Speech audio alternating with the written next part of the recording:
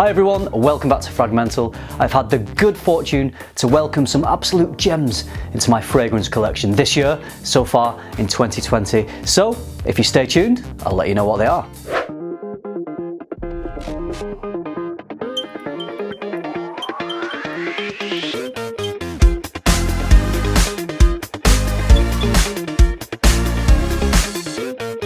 So this is going to be the niche version of this video idea. I'm going to do two videos, a designer one as well. You know when you come up with a video idea and you're trying to think of multiple ideas, if you can get two videos out of one idea, then that works for me. The 7 fragrances I'm going to talk to you about today are not brand new 2020 releases, they're just 7 niche fragrances that I've added into my collection so far. Now I know we're not far into 2020, but I've already got a growing list of absolute gems of fragrances that I've added, so if I wait till the end of the year, then the video's going to be 3 hours long, and we don't want that. No. So I thought I would do videos at several times throughout the year, just letting you know some of the fantastic fragrances that I've got, because if I've got recommendations, I always want to share those with you. Now, some of these I have purchased myself, some of them I haven't. They have been very kindly given to me by the brand, so this is a mixture, but these are 7 amazing fragrances that I've added to my collection so far in 2020. So let's kick it off. There's a new brand on the block that quite a few people are talking about. I'm really enjoying the fragrances, me included. It's a Swedish niche brand called Swedoft, but their prices are very, very affordable despite them being a niche house. Now this one I'm going to mention to you is, I would say, after exploring their fragrances for a few weeks, or the ones that they'd sent me anyway, there were 4 fragrances, or was it 5? 5 fragrances. This, out of the ones they sent me, has now become my favourite. It's called Royal Satisfaction.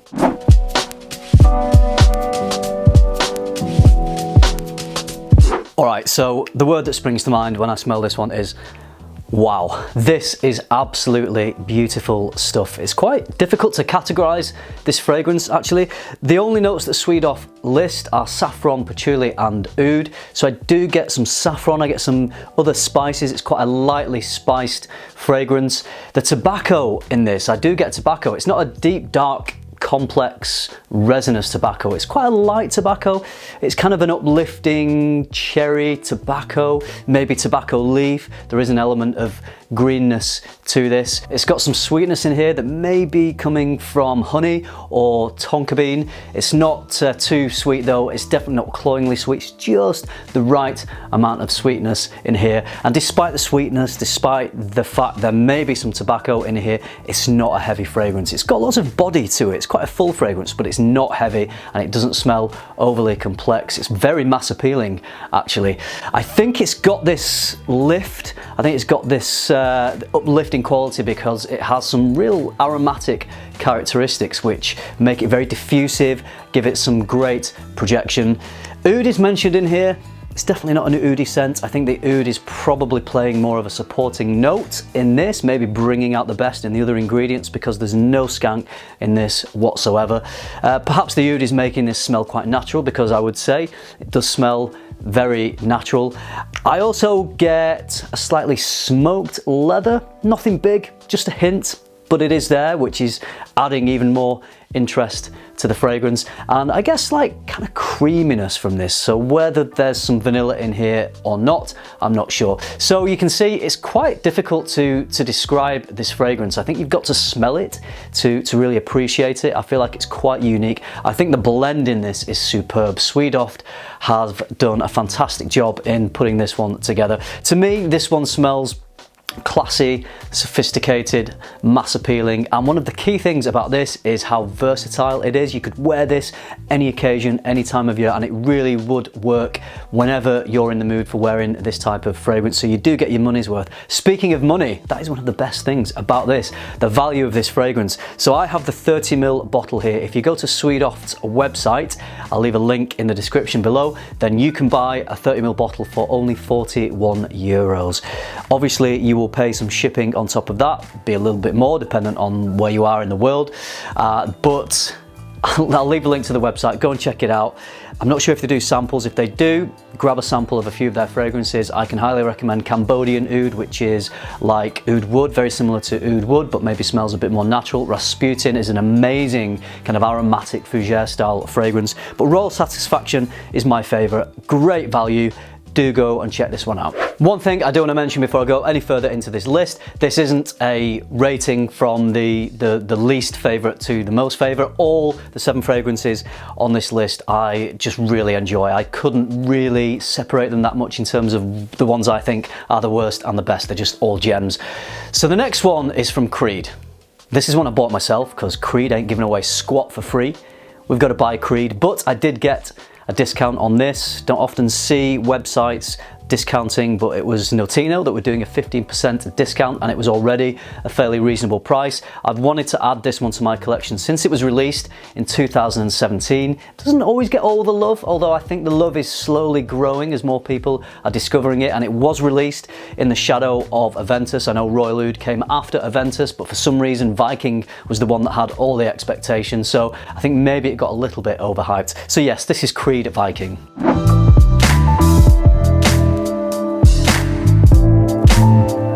Prominent notes in this one to me are pink pepper, citruses, sandalwood, mint, vetiver. This is a lovely, aromatic, invigorating fragrance, very much kind of in the style of a masculine cologne, but it just seems to modernize it. It doesn't smell dated whatsoever to me. I just think this juice is absolutely gorgeous. It's spicy, it's invigorating, it's bold, it's assertive. Maybe that's where the Viking connection comes from, because a few people have said they can't imagine Vikings smelling quite as nice and as fresh as this, but I'm sure Vikings were assertive, if you can class raping and pillaging as being assertive. Cliche, I know, I'm not tarnishing all Vikings with the same brush. I'm sure some of them didn't rape and pillage, but I think maybe that kind of emboldening quality is where the connection is with Vikings. Who knows? Anyway, some people have said this reminds them of Old Spice. Now, I have Old Spice here. Don't ask me why I've got this in my collection. This was given to me as a joke present, but it's fine, you know, Old Spice is alright. Bit of splash on after you've had a shave, you know, maybe. The problem with Old Spice is it only lasts about 10 minutes and Viking lasts about 10 hours. So even if it's maybe loosely in the same genre, to me, there's differences here.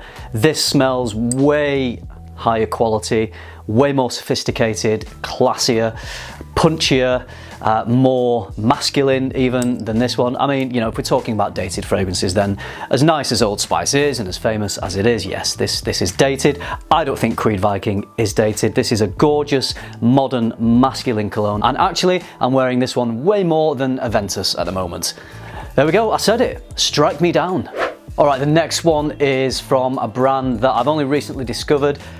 I'd heard a lot of hype, I'd heard a lot of people talking about this one. I know that Demi Rawling loves wearing this, she loves smelling it, she thinks it's one of the sexiest fragrances she's ever smelled, so you know, who wouldn't want to smell that? This one is loved by me. I think it's amazing, captivating fragrance, but it's also loved by my wife. And if I have a happy wife, that means we have a happy Chris. This one is Oud for Greatness.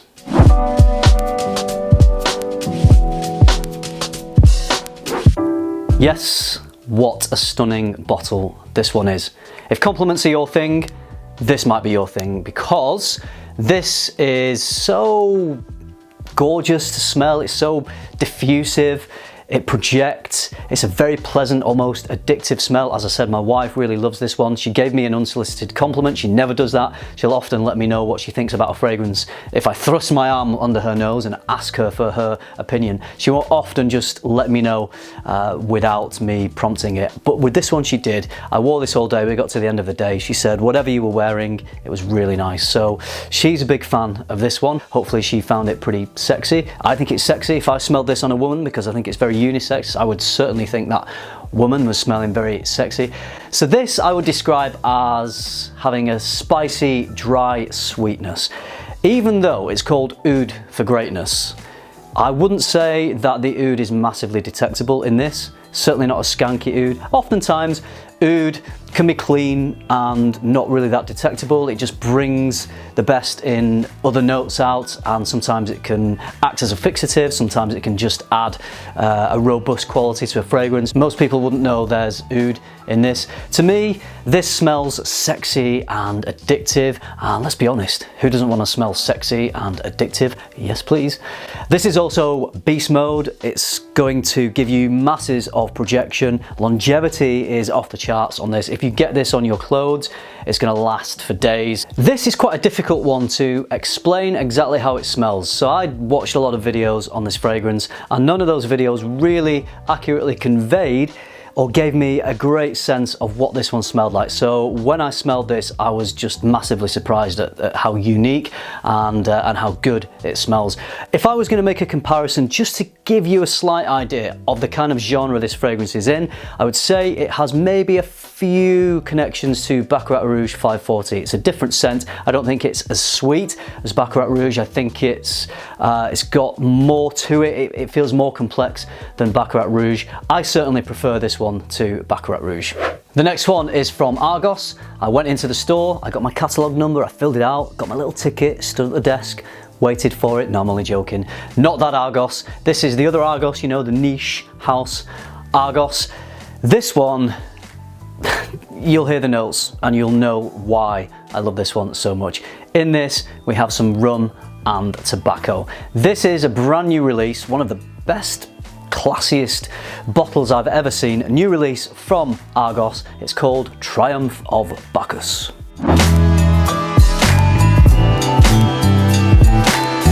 Yeah, that bottle, right? Should we look at it again?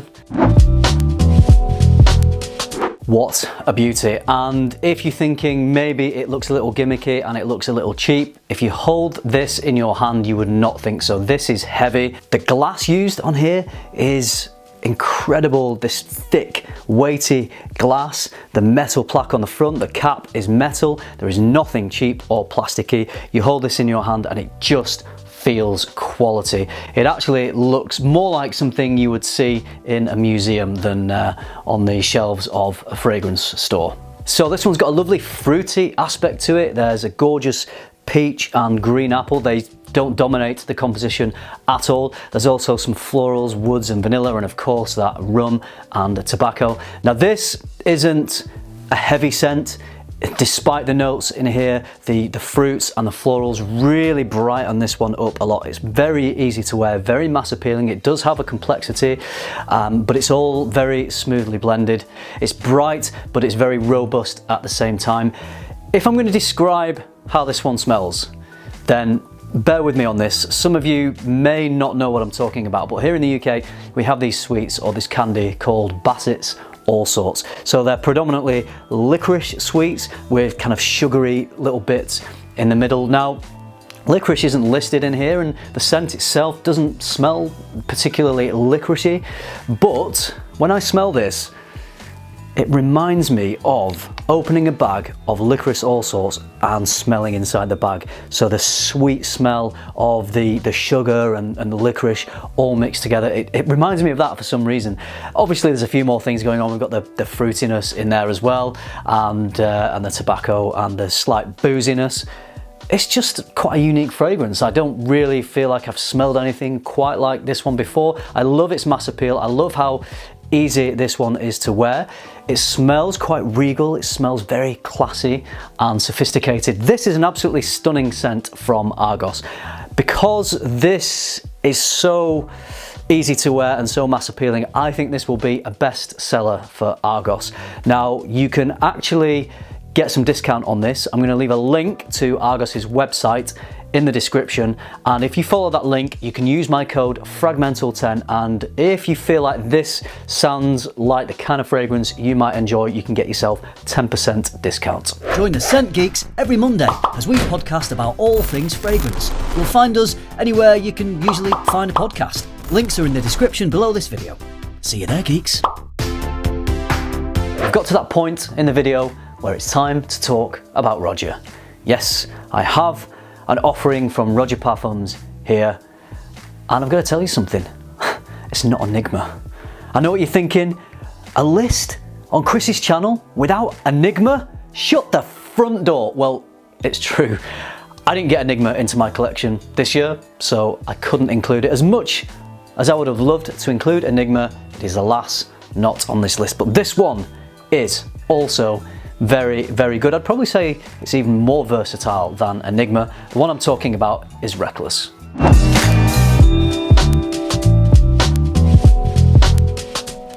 Reckless is a dry, sweet, spicy scent. It's got a lot of notes in this. I can't list all the notes in here. A lot of Roja fragrances have an extensive note list. So this, despite it being complex in terms of its notes, as with all Roja fragrances, it's very smooth. It's just this gorgeous, elegant, smooth blend. It's got some citruses, some spices, woods, leather, and incense. Reckless means business. If you want to feel emboldened, if you want to feel powerful, charismatic, and sensual, then you must try Reckless. I think mainly this one for me is about the pairing of the frankincense and the vetiver, but there's loads going on. I just think that that is a real strong pairing at the core of this fragrance. It's quite a masculine, aromatic cologne style fragrance. So if you think you like the sound of all that and you've not got your nose on this, then head down to Burlington Arcade, go and see Roja, ask him if you can get your nose on Reckless and see if it's for you. This is absolutely fantastic fragrance. Stephen from the YouTube channel Red Lessons has launched recently his fragrance line called Navitus Performs. He was kind enough to send me a few from his range. Now the one I've got here was my favourite when I smelled it off the test strips. It remains my favourite now I've tried them on skin. In fact, this works even better off my skin than on the test strip. I love this fragrance, I adore it. This is dark, it's sweet, it's a gourmand lover's dream. It's Absolutio.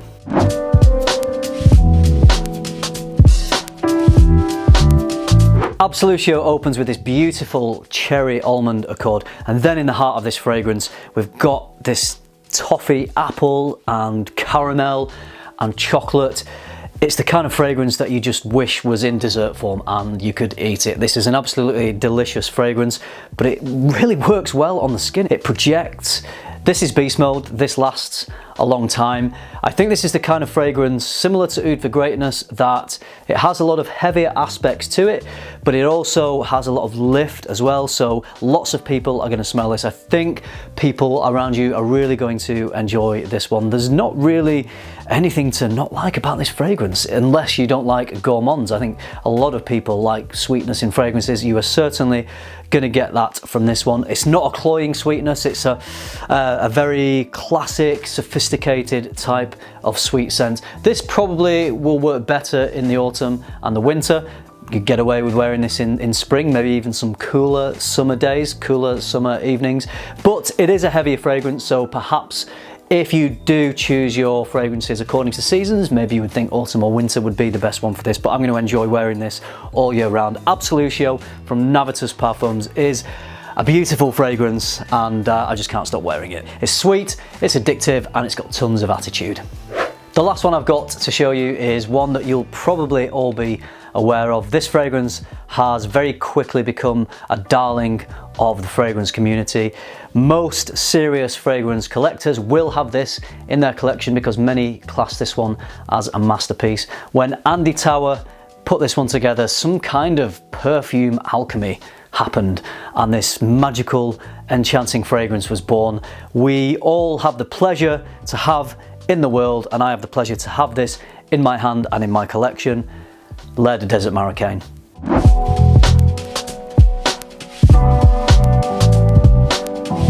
To me, this one is a patchouli dominant, sweet, powdery, sensual fragrance. It has a complexity, but at the same time, it has this juxtaposition of having a simplicity as well. So it's quite an enigmatic fragrance. I think that's why I said enchanting. I think enchanting is a great word to describe this fragrance. I also get a sort of damp wood accord from this, damp sweet wood. That's the best way I can describe it. I'm not sure if anyone else gets that from this fragrance, but it's the kind of smell that you just want to keep going in to smell. You kind of smell it and it just smells so interesting. So it's a powdery, sensual fragrance that's incredibly satisfying to wear. Every time I smell this, it just puts a big smile on my face. This is absolute joy to wear, absolute masterpiece, incredible, incredible fragrance. So there we go, 7 absolutely amazing fragrances that I've added to my collection so far this year in 2020. I wanted to make a really positive video. I wanted to talk about fragrances that really connect with me, that really resonate, that make me feel happy, that make me feel positive. There's a lot going on in our world at the moment. There's a lot of uncertainty. There's a lot unknown. A lot of people are scared.